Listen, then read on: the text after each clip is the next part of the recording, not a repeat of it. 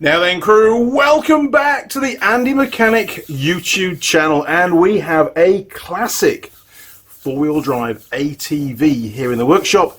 This is a Honda BIGRED 300 FW, a classic ATV from Honda from many years ago. I don't even know what year it is. If you know what year this is, please tell me. It's how they used to make quad bikes. Now, in this video, we're going to get the bike up and running. It doesn't start on the electric start. It does with the kickstart, but it's a pain, to be honest. And that's a whole new point, because modern bikes, you know, modern ATVs, they only have electric start. They don't have the pull start that they used to have. They don't have the kick starts like this one that they used to have, which, you know, when you're out in the middle of nowhere, your battery goes flat. You're really struggling to get the bike going again, especially if it's got CVT drive like most ATVs have nowadays. So, you know, why, manufacturers, have we lost the pull start and the kickstart, the secondary starting method on these ATVs? Because it does leave a lot of people stranded. It's not a good idea. Anyway, let's take a quick look around, because this thing is in really, really good condition. You won't see another one like this, I don't think. Here we go.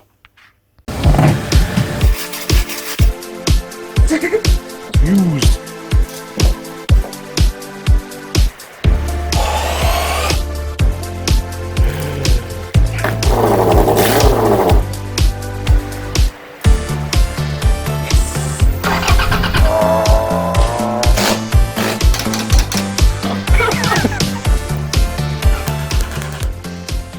You don't paint something without warping.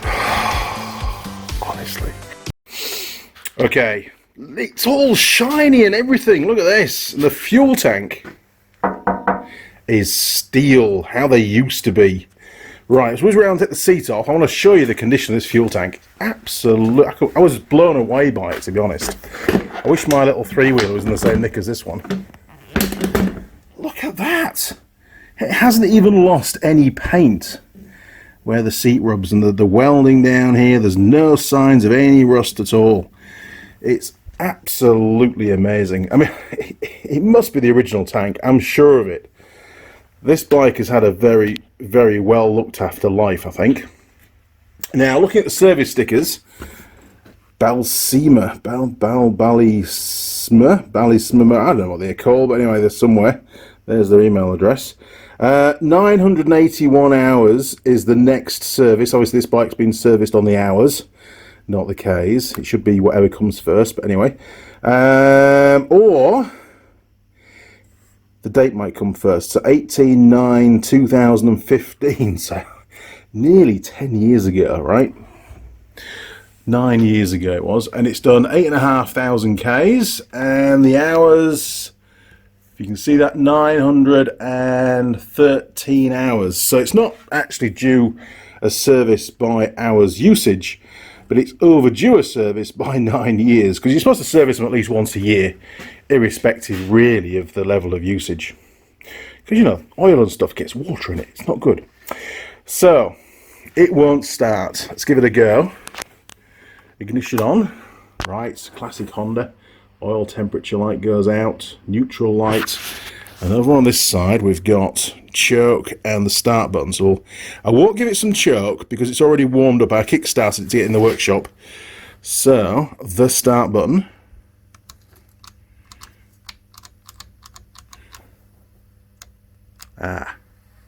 Okay, so the neutral light goes out completely. There is no noise from the starter solenoid, which is located. Oh, come on, seats, you can do it. Right next to the battery, where starter solenoid should be. That should go clickety click click. Press the button. Nothing. Okay. So, is it a battery problem? We're out in the bush. Okay. Is it a battery problem? Is it a starter solenoid problem? Is it the trigger circuit's got a fault in it? So it's, you know, gone open circuit. It's not triggering the solenoid. Easy way to find out. We all have toolkits, right? Well, we should have a toolkit or something metal. So we'll grab, I don't know, what should we grab? Should we grab, let's grab that. That'll work. Okay, so we hop over here, and all we have to do is, with the ignition turned on, which it is, well, it's doing some weird things at the moment. we can just bridge those two terminals. These are the large terminals. This is the load side of the starter solenoid. We've got power from the battery positive. This is actually quite a good bike to show it on, really. From battery positive straight onto the solenoid, and then out of the solenoid, that'll go to the starter motor. So, is it going to fire up? Is it going to go? Nothing. Normally you get lots of sparky sparks. Now, if that did then start the bike, then obviously we know that the starter motor's good, the brushes are good, and the feed from the battery is also good as well. No points of high resistance on there. But given the fact it doesn't start the bike, it could be a starter motor problem, or it could be just the fact that the battery's flat. Because don't forget, when we press the start button, the neutral light goes flat dead, and it shouldn't do that. Has it got any lights? Has it got any lights? It should have some lights in there. Yes, it's got lights. Okay, so let's turn on the lights, which is lights on dip. Ooh, I don't know if you can see on the camera, that is there very dim. So what I'll do is I'm going to press the start button again, and we will see if those lights go out. Oh, they dim a little bit, but they don't go out. That's weird, because you'd think if it had enough juice to light the lights up like this, it would have enough juice to fire the starter solenoid. And it would just click, you know, clickety click click, but no go go, because battery looks like it's a bit flat. So with the neutral light going out when we press the start button, that gives us a good indication that the trigger circuit is working. That switch on the handlebars, the start button, is making contact, because we've got a change of state when we press the button. Something else is happening. So I think we should ignore that side of it. And, well, let's go for the easiest thing first. Let's just double check that the battery isn't knackered. It could well be. Right, I've rummaged around in the box and I've found a bit of wire. So, imagine we're out in the bush, don't forget. So we can't just use all the tools we've got in the workshop, that would be bad. So, I'm going to cause a short across this battery. Now, I know you're going to go, Andy, you can't do that. But when you're out in the bush, sometimes you need to be able to do that. So, obviously, if the battery is charged up, we're going to get some pretty big sparks. This is only a momentary test. It's not going to cause any major issues. The battery isn't going to explode. Make sure there's no fuel around, obviously. So we'll stick it on the negative first. And I'm just going to brush it across the positive. Pretty basic test. And did you see that? The smallest, oh there we are, another one. The smallest of sparks. So that would indicate that this battery is pretty discharged. It should really, heat this wire up really fast and the insulation will start to smoke, and it's not getting warm at all. So I suspect we've got a problem with the battery. Now, whether it's not holding a charge or it's just discharged, who knows? I'll have to take it out and put it on charge and test it. And if it fails, it's going to need a new battery. Now, it may also, if it does pass after it's been charged, it may be a charging fault on this bike. Maybe the battery isn't just not being charged up and the electrical system is just draining the battery down to the point where it becomes flat and it can't start the bike. I don't know. It's for us to find out. So we now know basically why that bike won't start on the electric start. It may have other faults as well. We've just found a fault. So we have to fix each fault as we go along, and luckily I managed to get the bike kick-started. This is this hypothetical world of us being stuck out in the bush. Got it started and managed to ride it home. So now we're in the workshop and we've got some tools available. Now the first thing I need to do is remove this ridiculously stupid rollover bar which is on the back of this quad bike. Now they call it a ROPS system here in New Zealand. I'm not sure what they call it around the world. But quad bikes were never designed to have a bar on the back or the front like that. And there's a very obvious reason for it. And forgive me, I'm on my soapbox right now. When you have a roll bar or a roll cage, you also have to control the position of the operator, and usually that's done by using a seat belt. So bear with me. If you're riding this quad bike with that roll bar on the back and you fall off, let's say you're going up a hill and the bike rolls over, you will be moved, your position on the bike will move, and as the bike rolls over you might end up being squished by the roll bar, you know, as it tumbles down the hillside. Or even if the bike just pops onto its side, your arm could get trapped under that bar and a big rock, and snappy snap snap, you've got a poorly arm. Very bad. There is also other issues. It raises the center of gravity of the bike. The resonance that builds up, because that thing, it weighs quite a bit, right? So as it sort of vibrates forwards and backwards on the bike, it builds up a resonance, and that can break the rack, the welds on the rack, or it can fatigue the steel tube. And if the rack doesn't break, that vibration over time, and you know, it's done 900 and something hours now, if that was fitted from new, that's 900 hours of vibration that's been fed into the frame on that bike that was never designed to have that kind of vibration put through it. And I have seen so many quad bikes where the chassis, the frames, have been welded up at the back end, and sure enough, they've had one of these or a similar kind of ROP system bolted to the rack. So if you're thinking about fitting one of these ROPs, please don't. For your own sake. I don't believe it's the right way forward, and the vast majority of ATV manufacturers around the world say exactly the same thing. Their bikes were not designed for this kind of stuff, and you shouldn't fit it. One last thing, just before I get off the soapbox. It makes the operator feel more confident. Just like when you wear your seatbelt or you've got airbags or ABS in your car, you feel, oh, you know, we're all good. What could possibly go wrong? I've got all the safety gear, as people have said, the government.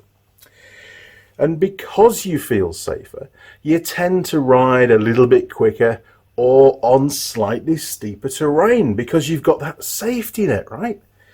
Well, it's not quite true, because don't forget the center of gravity has been increased. This bike with that bar fitted is more likely to roll over and not less. That's not a good thing. What I think should happen, and I'm a qualified ATV instructor and I've been for many, many years, it's all about the training. You know, when you get a quad bike, just go and get a lesson. Go and find out how to ride properly, the do's and don'ts.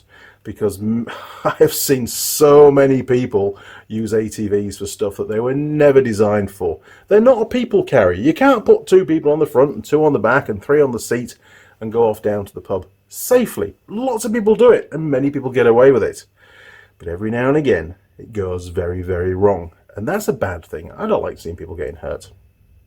Anyway, I digress. That's my little public safety speech, and I'm sure that if you've got any comments, please stick them in there. Let me know your thoughts on these ROPS systems. Now, before we go any further, I'm going to have to remove that because I can't get the hoist any higher. It's hitting the ceiling of the workshop and the bike's a bit too far down to be working on. So here's a word from Tool Girl Holly while I get this rack taken off, this roll bar, and then we'll carry on. Hey! While Andy's doing that, check out my Instagram page, Tool Girl Holly.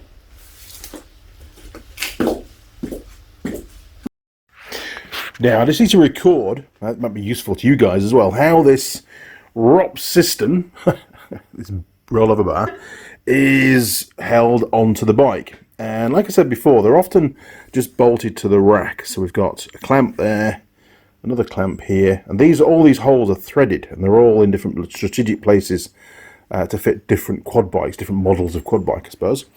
And we've also got what looks like some kind of cable carrying device that hangs over the back for their electric fences. And that's all integral, the whole thing's been welded together, and there's a bar that runs down here to the side. And it's exactly the same on that side over there. So I can then look at all of this footage when I put it back on again. That might be helpful to you. And it also just covers the fact that the bar is bolted to the rack, and then the rack then bolts down to the frame of the quad bike. And you can't really see a lot. There's one of the mounts there, look, you see, which is looking a little bit rusty. But saying that, the frame maybe isn't broken yet. I'm back. I've taken the roll bar off, but I just thought while we've got it off, let's weigh it and just see how heavy it is. There we go. I'll hook him on there and lift him up. And we're completely off the ground and just let go of it. 19 kilograms. It weighs 19 kilograms. That's a hell of a lot. I mean, granted, it's got that little rack on the back, which is a little bit of box section, and a couple of plates to hold the wire rolls, which isn't part of the ROPS, but it's bolted to it.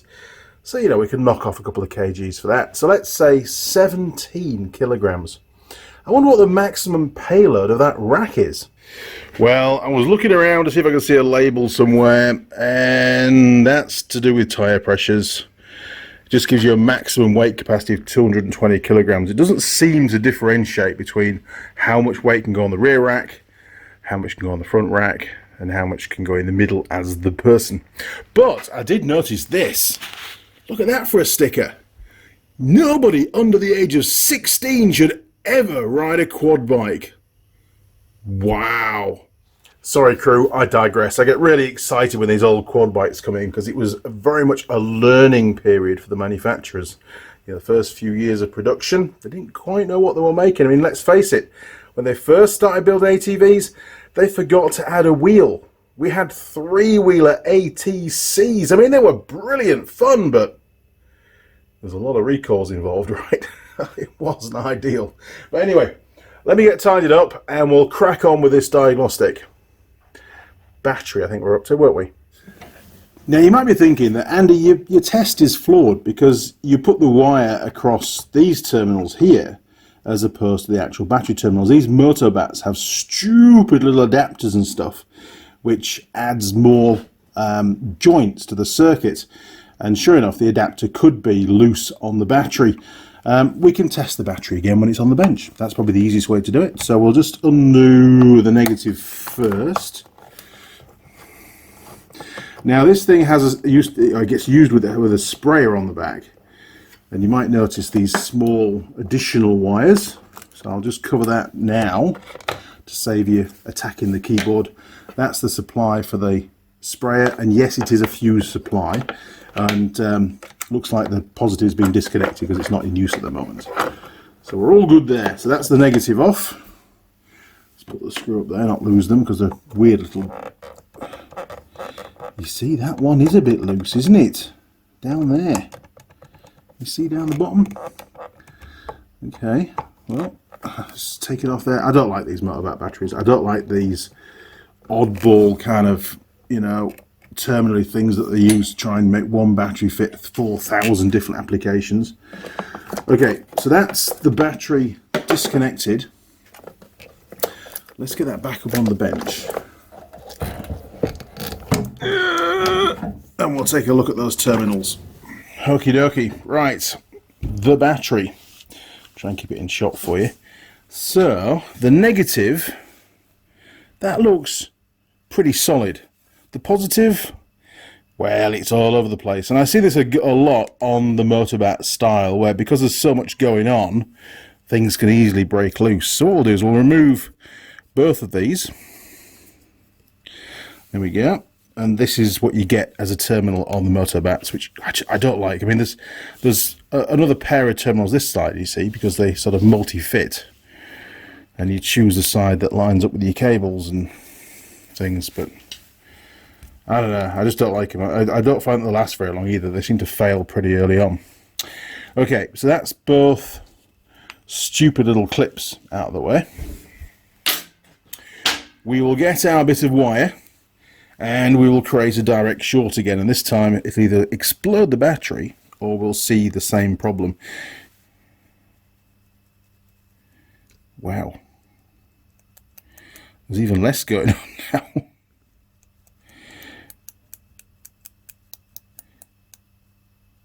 I can't get anything out of it at all. Let's get a multimeter and see what the state of charge is.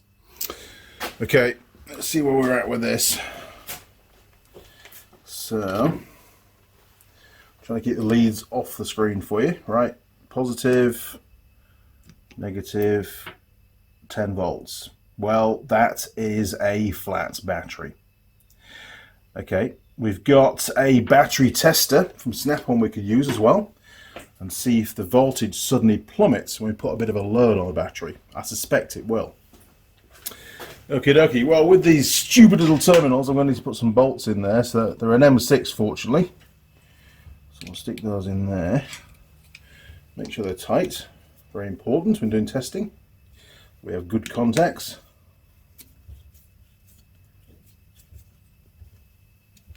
There we go. And our battery tester. I've had this for years. Bought this in the UK. It's very, very good, actually. It's the old style load tester. So it applies a really heavy load. Yeah, you see, look, we've got 10 volts up there, look. And if you look on the back, inside here, there's a coil of wire, real heavy, thick wire, which will glow red hot. And that's the load when I press the button. So, press this, I reckon that needle's going to plummet to 0. Oh, yes. Look at that. We've got 1.5 volts, basically, on there. And it very much is a bad battery. But we haven't charged it up. It's just flat, right? So let me stick, oh, sorry camera.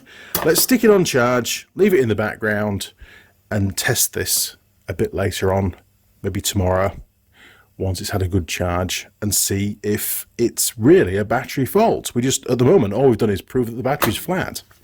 Okay, battery's all plumbed up, onto the suspect battery. Minimum, because it's only a little motorcycle battery. We don't want to be putting it on boost or anything like that because it'll overcharge it. 12 volts. Okay, let's plug it into the wall and turn on the power. Okay. Oh, it's taken about half an amp. It's not a lot. Okay, we will leave that one alone for a while and we'll go and crack on with something else. Okay, I've got my little jump battery here. This is an 18 amp hour UR, so it's a good little battery actually. The old one, the original one for this quad bike, it looks like it's a 12 amp hour. So this is about 50% larger CCA capacity. This one is a 270 CCA, cold cranking amps. But I don't know how well charged up it is. I've used it a few times since it was last charged. So let's chuck it on the load tester and see what happens. Maybe you'll see the result of a good battery. Something to compare that one to, eh? Okay, very quickly, it's always good, you need to know if your battery is good when you're doing, you know, diagnostic work and stuff. So this one is at just over 12 volts. We will give it some load, and it's down to about 9. So it hasn't got a lot of juice in it, to be fair. But that's 9 under load, which isn't too bad. And you'll see on the back, if I hold the button down, maybe I can feel the heat. Maybe it'll glow red for you. I don't want to discharge the battery too much. There you go, look. You see it coming through now? Ooh, yes, toasty warm. Lovely. Okay, so it's got plenty of juice in this battery, or it did have, he says. Let's go and connect that with some jump leads to the bike and see if we can get that thing to crank. Okay, my jump battery is connected with jump leads. It's not pretty, but the connections seem to be pretty good. We'll have the ignition on. Now the engine, it's still a little bit warm. We'll try and start it without the choke first, and you should hear the start solenoid click when I press the button, and then of course the engine crank. But listen out for any weird noises or whatever. Are you ready?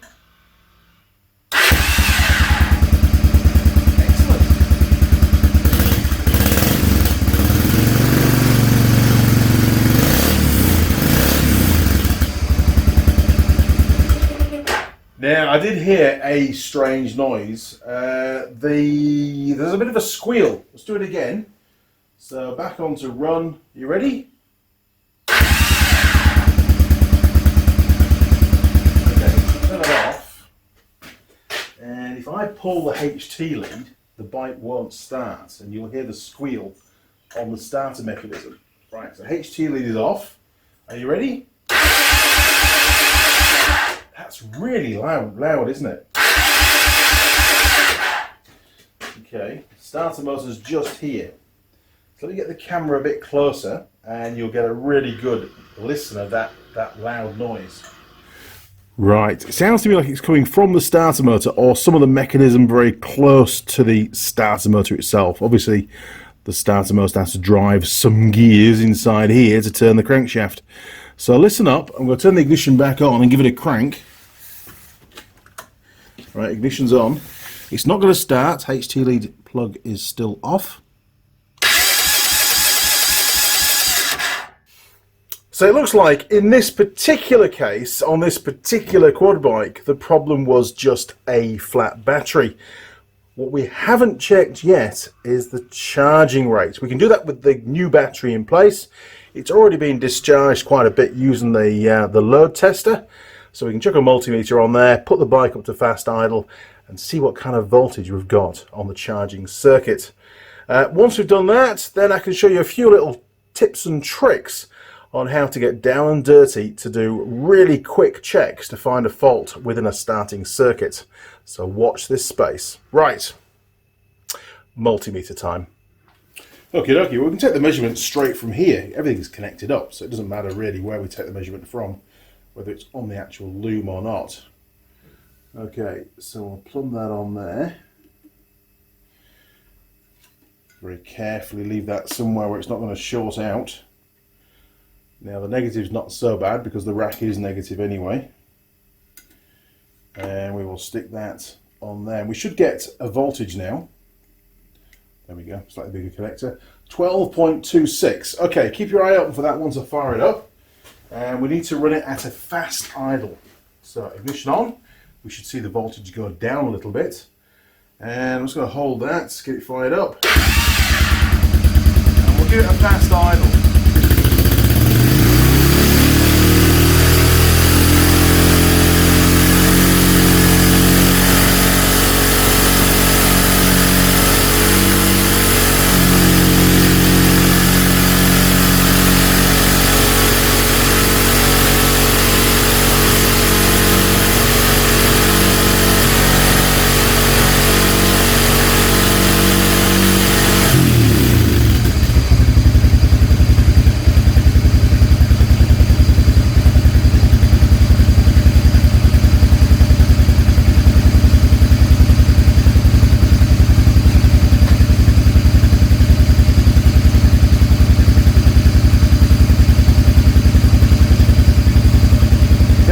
Climbing up, but I'm not all that happy with it. It should really be a bit higher than that. We've got no accessories turned on, the headlights are off.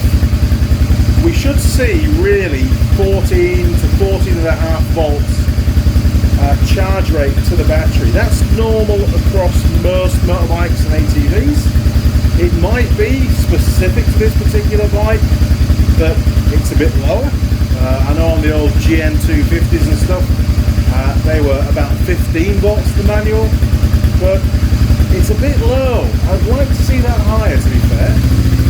So we'll just bring the revs up again now.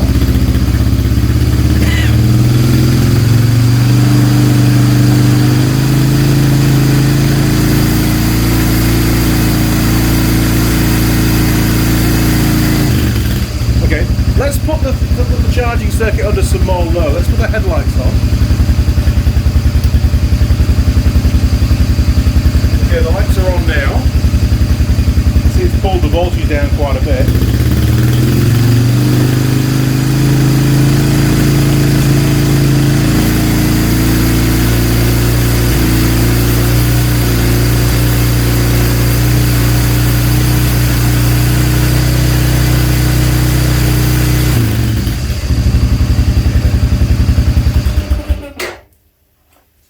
I'm not happy with that. I think there's a problem with the charging circuit.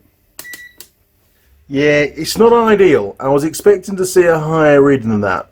If it had got to 14 volts, I'd be a lot happier, to be fair. I really would. But I'll report back to the owner. The bike is only in for a service. I mean, all this extra stuff is just, well, you know, Andy making videos. Now, the battery, the original battery has been on charge now for about half an hour. I'd have expected to see the charging, the current flowing into the battery to now have climbed up. Remember before it was about 1 amp, half an amp, 1 amp. It was pretty damn low. It should be up to at least 5 amps now, if not 10. So let's go and take a look.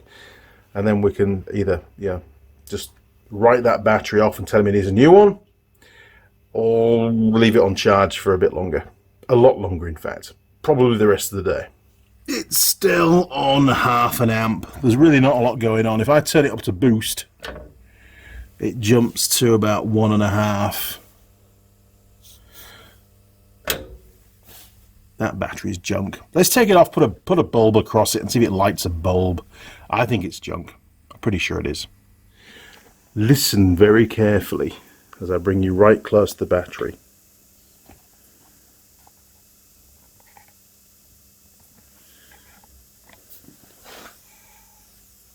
Can you hear that? Well, the battery's showing 12.3 volts now. Obviously, it's just come off charge. I've got an indicator bulb here, and I want to see how quickly that voltage drops off with such a small, but this is probably like a 21 watt bulb in there. I don't know, it'll be tiny, whatever it is. So we'll just see what happens to the voltage. Can it even light? There we are, look. So the bulb, it is actually lighting the bulb. You can see how quickly that voltage is dropping off. It's 11.7. That's me, don't panic, that's me. Right, there we go, I'll do it down there, look. So this battery should be able to maintain this bulb being on for many hours, and the voltage shouldn't drop as fast as that. So very clearly, this battery is junk. Its capacity is bugger all, and it just can't take a charge, can't hold a charge, and it can't deliver very much. It is junk. Okay, so where do we go from here? We've checked the battery. It's junk, right? It's scrap. Doesn't work. Doesn't do its job at all. And that's the reason why the bike wouldn't start on the electric starter. But the battery may well have died because, it wasn't really being charged very well, to be fair.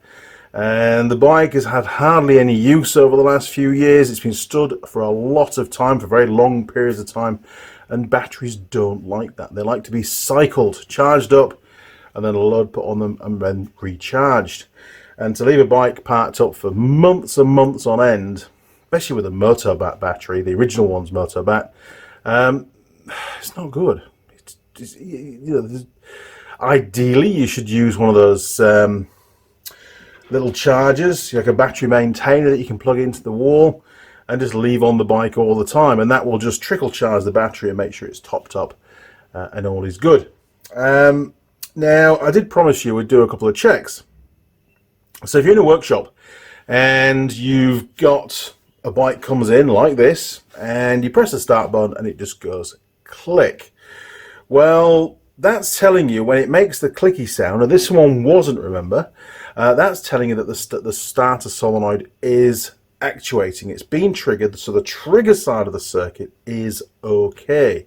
It's the load side of the circuit that's got a problem, and it could be a bad connection between the battery positive and the starter solenoid main input. That's the heavy bolts, the input into the starter solenoid. You've got to check all those connections, and again the output, which then goes down to the terminal on the starter motor, which is the positive feed into the starter motor itself. And you can check all of those, but what you could do just to bypass all of that is you can get your jump leads, and everybody's got a set of jump leads, right? Get your jump leads, choose one colour, be it the red or the black, it makes no difference, they're just colours, and put one end on the battery positive. In this case, we've got a donor battery, and you put the other end directly onto the starter motor. And if the engine cranks over, then you know that the fault is somewhere between the starter motor and the battery. So you know that the starter motor is good. If it still doesn't start, you know the fault's in the starter motor. Or the fault could be on the ground side of the circuit. Remember, a circuit has to go all the way around, and you've got the ground side as well. So the engine casing obviously is earth, it's negative, and then the engine casing will have a wire going from it up to the battery. So you can do the same test.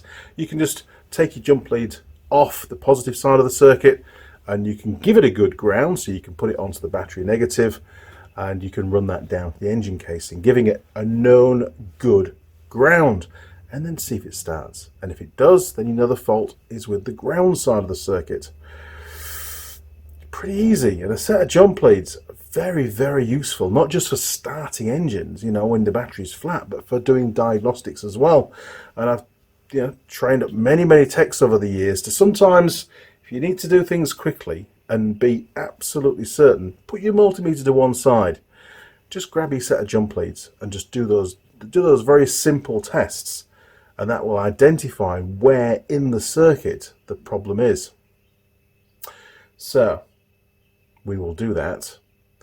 We will mock it up for you in this video very quickly before we sign off. Here we go.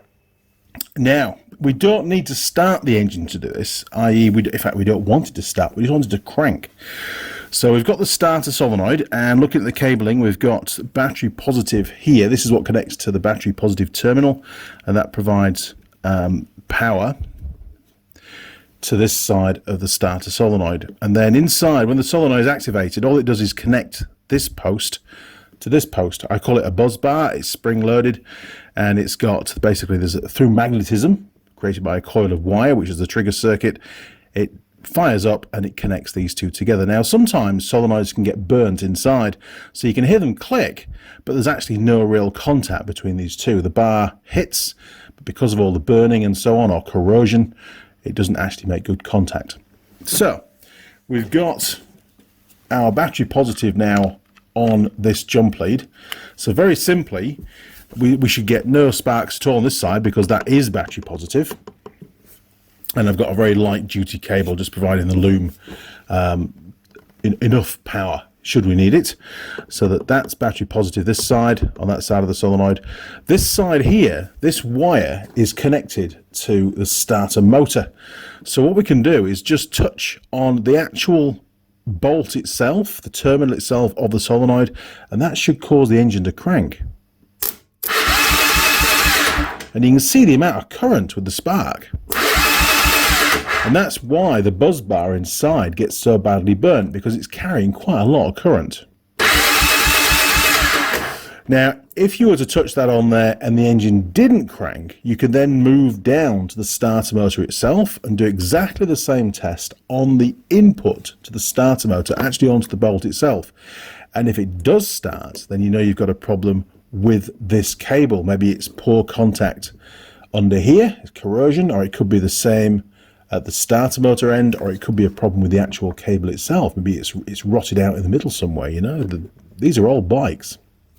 So we're down at the starter motor itself now, and this rubber boot here and this cable, this is the other end of that cable that comes down from the starter solenoid.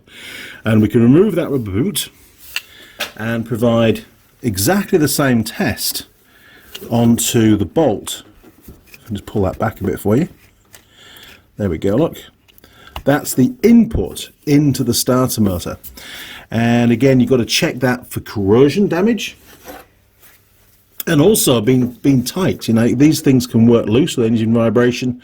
Make sure it's good and tight, and there's no points of corrosion which would cause high resistance. So I'm going to use a screwdriver this time, because it's a bit further in. I can't get in there with my extender bolt, and I'm just going to touch the screwdriver onto here, with the other end of the screwdriver connected to the jump lead, as we did before with the bolt. And be very careful, because there might be a bit of fuel lying around. This is battery positive now, and if I touch the starter motor casing, it'll spark really, really badly. And just above it is the actual carburetor, which is full of petrol as well. Now, in this case, it does crank, because we know everything is good. But if it didn't crank, and we know we've got battery positive right onto that circuit there, then the fault has to be downstream. It's either going to be the starter motor itself, that could be worn brushes, i.e. open circuit, or it could be the ground side of the circuit. So the next easiest test is to check the ground side of the circuit. So to check the ground side, all we do is reinstate the positive jump lead off the donor battery onto there. So we now know we've got good positive we've already checked this side of the circuit, we know it's good. So that's now connected to battery positive. And then the ground side of the circuit, this lead, we're going to put straight onto the engine casing. Okay, so we're just going to give the bike a known good ground. So we'll put the jump lead negative onto there. That hopefully will stay put. The other end of this jump lead is connected directly to battery negative. Okay, so we'll turn on the ignition. Now, you'd only be doing this test if the previous checks on the positive side of the circuit had made no change. Hopefully now, by giving it a known good ground, the engine will crank. Provided, of course, that there is a fault on the negative side of the circuit. But this is a really quick check to do.